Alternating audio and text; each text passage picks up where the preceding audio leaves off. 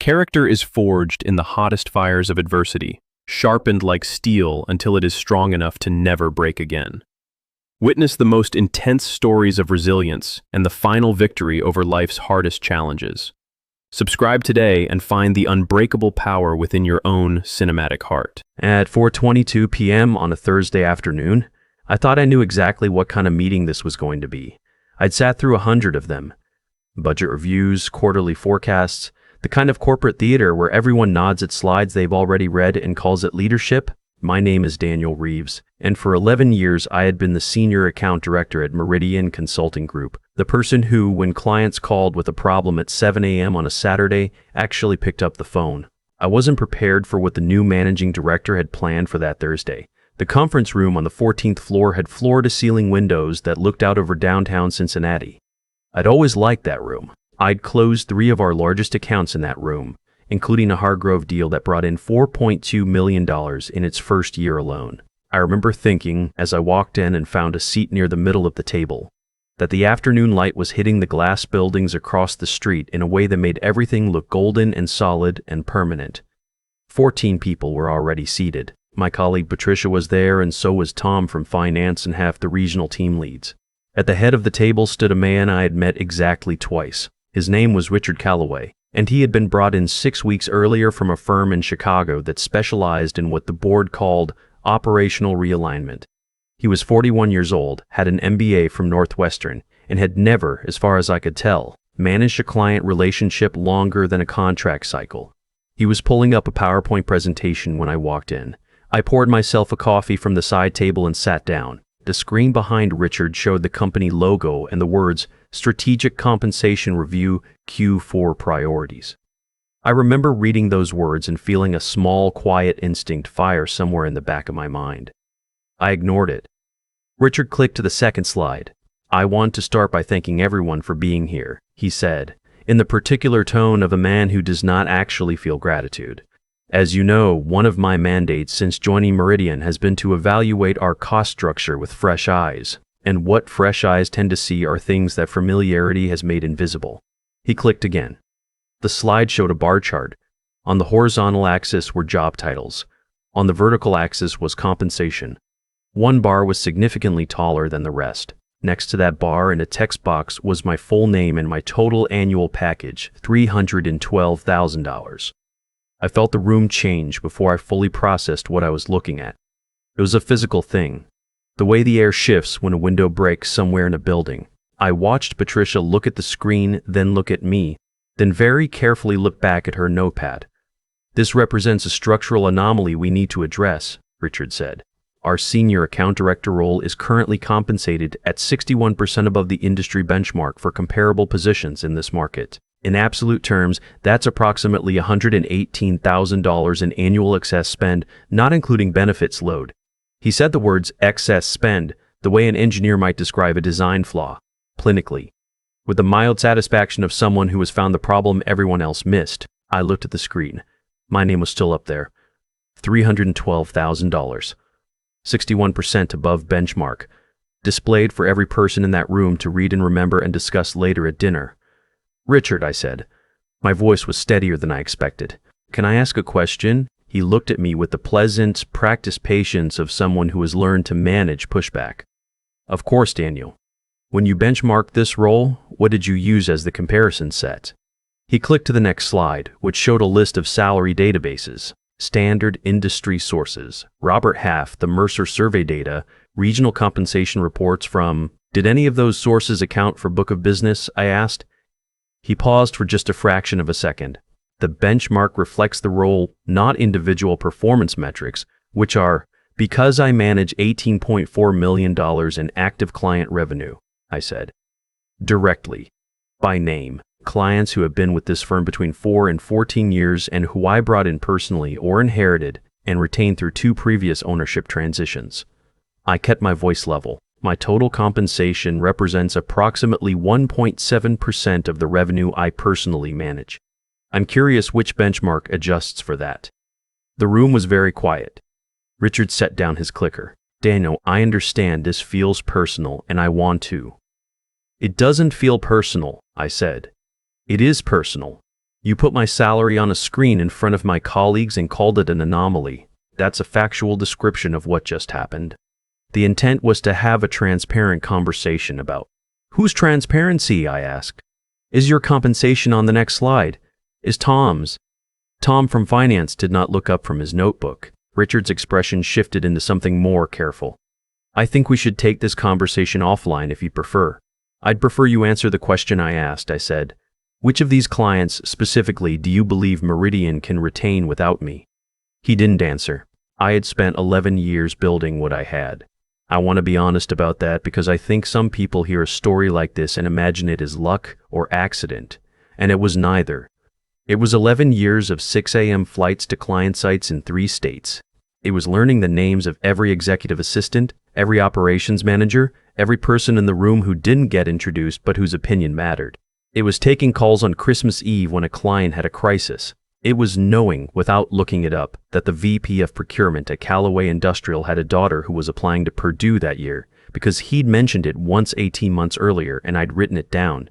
That kind of relationship is not a line item. It does not show up in a salary benchmarking database, and it cannot be replaced by hiring someone at $94,000 who has never met these people in their lives. I knew this. I had always known this. What I hadn't expected was to have to defend it in a conference room while my salary sat projected on a 40-inch screen. After Richard declined to answer my question, I did something that surprised even me in the moment. I didn't argue further. I didn't raise my voice. I picked up my notebook and my coffee, and I stood up. I'm going to step out, I said. Richard looked at me with the expression of a man recalculating. Daniel, I'd encourage you to. I heard what you said, I told him. I want to make sure you hear what I'm saying. I looked at the screen one more time, at my name and my number displayed for the room. That 61% above benchmark is what paying for results looks like. I hope the person you hire at market rate is worth the difference. I walked out of the conference room. The elevator took 40 seconds to arrive. I stood in front of the doors and watched the numbers descend and thought about a phone call I had received 8 weeks earlier. 8 weeks before that Thursday meeting, I had been approached by a firm called Pinnacle Advisory Partners. They were expanding their Cincinnati presence and building out a senior client services team. The recruiter who called me, a woman named Susan who had placed 2 of my former colleagues, said they had a specific role in mind and that my name had come up from 3 separate sources. I had listened politely, thanked her, and told her I was comfortable where I was. After the meeting, I sat in my car in the parking garage for 6 minutes. Then I called Susan. She answered on the second ring. I want to revisit that conversation, I said. I was hoping you'd call, she said. I asked whether the position was still available. She said it was and that they had been waiting to move forward until they found the right person. We talked for 20 minutes.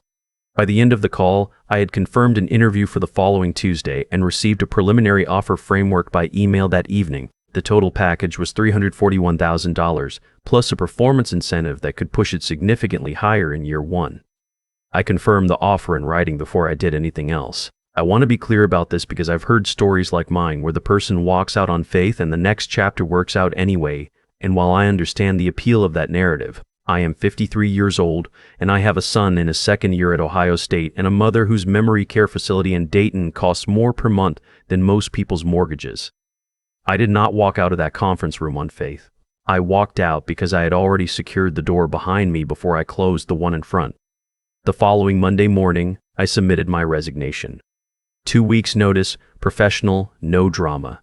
HR was visibly uncomfortable. My direct supervisor, a man who had been with the firm for 23 years and who I genuinely liked, called me within an hour of receiving the letter.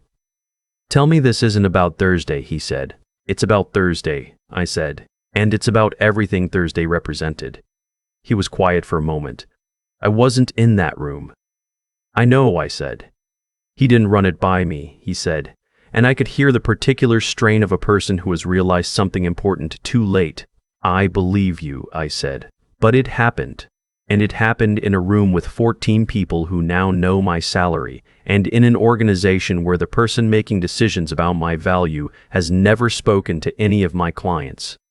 What do you need? He asked. What would it take? I've already accepted another offer, I told him. But I appreciate you calling. He asked me to reconsider. I thanked him and said I wouldn't. What I did not fully anticipate, and I want to be honest about this too, was the speed of what came next. I had not called any of my clients before resigning. I made a deliberate decision about this. I did not want to be the person who poisoned the well on the way out, who campaigned for client loyalty, who made Meridian's transition harder than it needed to be. I gave a thorough 2-week handover. I documented every account, every contact, every open item, and pending renewal. I introduced my clients to their interim contacts. I was, by every professional standard I could think of, appropriate. But relationships are not files you can transfer. The first call came 3 days after my final day. It was from the senior vice president of operations at a manufacturing company in northern Kentucky that had been a Meridian client for 9 years. He had been my client for 6 of those 9 years. He said he had heard I had moved to Pinnacle and asked whether I could meet for coffee. We met the following morning. He asked me 2 questions, whether Pinnacle could service his firm's needs and whether I would personally be managing his account. I said yes to both. He said he would be in touch with his team. 2 weeks later, he signed a 3-year contract with Pinnacle. He was not the first. By the end of my second month at Pinnacle, 14 former Meridian accounts had initiated conversations with us. Not because I had solicited them. I had been meticulously careful about this, reviewing my non-solicitation agreement with an employment attorney before my last day, but because clients who have worked with the same person for years and built trust through hundreds of small interactions do not automatically redirect that trust to whoever answers the phone next. I found out about what was happening at Meridian the way you find out about most things, through people who were still there and who I had known long enough that they told me the truth. Richard had told the board that the client movement was temporary, a transition adjustment. He projected a recovery curve and presented it with the same confident precision he had used to display my salary on a screen. The board apparently found his charts reassuring. They were not reassuring for long. By the end of the first quarter after my departure, Meridian's revenue from accounts I had managed was down 34%. Not all of those accounts had moved to Pinnacle. Some had gone to other firms, and a few had brought work in-house. But the result was the same. Richard had structured my position's value as a cost. The market had clarified what it was actually worth. I heard from Patricia about 6 months after I left. She told me that Richard had been put on a performance improvement plan, the particular corporate euphemism that everyone understands to mean something else, and that the board was conducting an external review of the firm's client services structure. 3 other senior account managers had resigned in the months following my departure. The phrase she used, and I've thought about it often since, was, "The building is still standing, but the people who knew where the load-bearing walls were have all left." I didn't feel triumphant when she told me that. I want to be honest about that too. There were people at Meridian I had worked with for a decade who were navigating real uncertainty through no fault of their own. Assistants and junior managers and project coordinators who had done good work for years and were now dealing with the consequences of a decision made by a man who had been there 6 weeks and had looked at a spreadsheet and thought he understood what he was seeing. That part wasn't satisfying. It was just sad. What I did feel, and what I think I'm entitled to feel, was a quiet, settled certainty that I had understood something Richard Calloway had not. He had looked at my compensation and seen a number that was 61% above a benchmark. What he hadn't seen, because he hadn't thought to look, was that the benchmark was measuring the wrong thing. I am now in my 3rd year at Pinnacle. My book of business has grown to $23.7 million. I received the firm's senior leadership recognition in my 2nd year, which I mention not to brag, but because it was presented to me in a room full of people who had actually read my client files before deciding what I was worth. The award is on the wall in my office.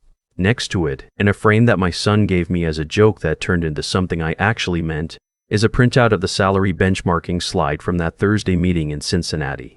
My name, my number, 61% above benchmark. I look at it sometimes when I'm about to get on a call with a client who has been with me for years. It reminds me what the work actually is. It reminds me that benchmarks measure what is average, and that the entire point, the only point, is to be something a benchmark cannot contain. There was something that Richard Calloway never understood about the business he had been hired to optimize, and it is this: a client does not stay with a firm. A client stays with a person. They stay because that person remembers the details that don't show up in the CRM. Because that person is the one they called when the contract was about to fall apart at 9 p.m. on a Tuesday, and they needed someone who already understood the history and the stakes and the personalities involved. Because trust, once built, is portable. It travels with the person who earned it. You can restructure a compensation line. You can benchmark a title against a database. You can display a number on a screen and call it an anomaly in front of 14 people. But you cannot put a salary figure on what happens when the person attached to that number decides to leave. The market will teach you that lesson. It just won't warn you first.